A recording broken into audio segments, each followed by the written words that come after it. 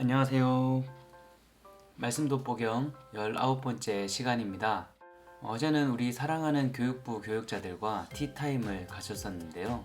코로나 이후 세계가 많이 바뀔 것인데 우리는 과연 어떤 대비를 해야 될까라는 주제로 이야기를 좀 나누었습니다.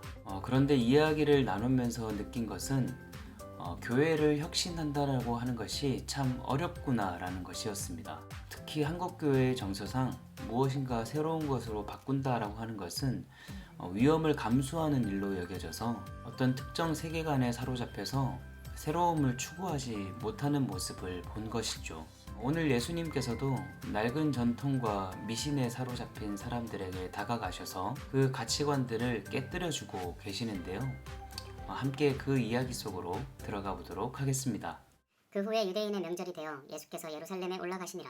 예루살렘에 있는 양문 곁에 히브리 말로 베데스다라 하는 못이 있는데 거기 행각 5이 있고 그 안에 많은 병자, 맹인, 다리 저는 사람, 혈기 많은 사람들이 누워 물의 움직임을 기다리니 이는 천사가 가끔 못에 내려와 물을 움직이게 하는데 움직인 후에 먼저 들어가는 자는 어떤 병에 걸렸든지 낫게 되밀어라.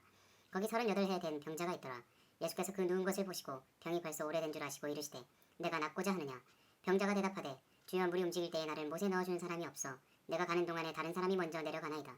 예수께서 이르시되 일어나 내 자리를 들고 걸어가라 하시니 그 사람이 곧 나아서 자리를 들고 걸어가니라. 아멘. 이제 예수님의 활동 부대는 다시 갈릴리에서 예루살렘으로 바뀌었습니다. 예수님께서는 그 예루살렘 성전 북쪽에 있는 베데스다라고 하는 연못을 방문하시는데요.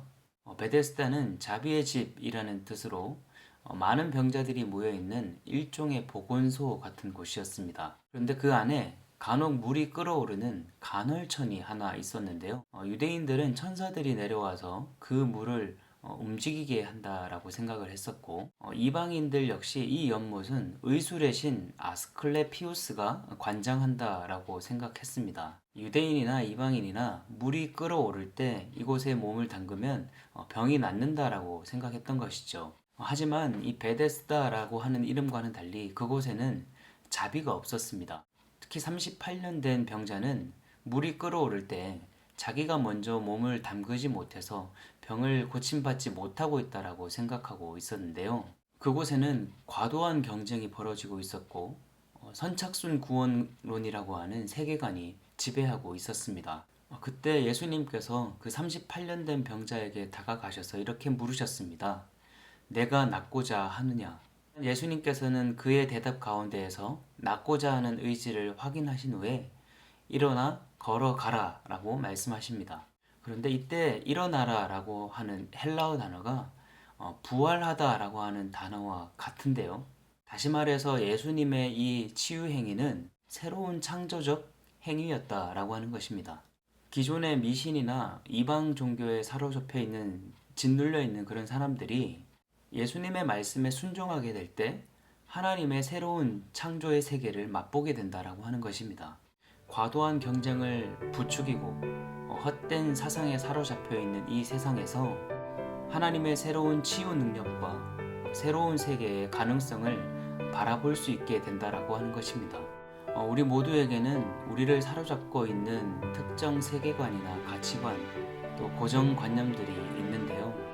그러나 오늘 예수님께서는 이 38년 된 병자와 같이 헛된 사상이나 세계관에 사로잡혀 있는 우리들이 다시금 하나님의 능력과 그분이 펼쳐가실 새로운 세계를 바라보게 하십니다.